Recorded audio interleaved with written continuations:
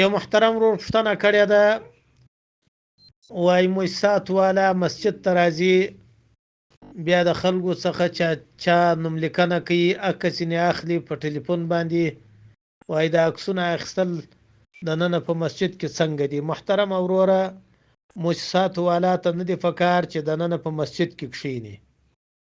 البته د مسجد په یو چمني کې داسې چمنی چې هلته لمونځ نه کیږي، یا یو د مسجد دیوال ته د باندې طرفه کښیني، پروا نه لري. مسجد ته دې دپاره نه دی چې مؤسسات والا راځي او هلته ښځینه و نارینه و کوچنیان و لویان ورته را رواني، شور و شغب جوړي.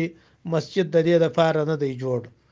خو متاسفانه چې زموږ د ملک حالات داسې دي، واکسین والا هم دننه په مسجد کې ناست دي، واکسیناتوران راځي هغه په مسجد کې کښیني، ښځینه و مردانه و کوچنیان و لویان ورته راځي.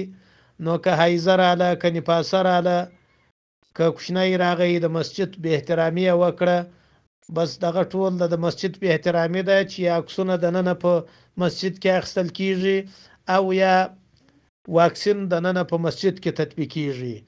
مسجد ته دې دپاره نه دی، مسجد د لمانځه دپاره دی، مسجد د درس دپاره دی، مسجد د ذکر وعظ و نصیحت دپاره دی.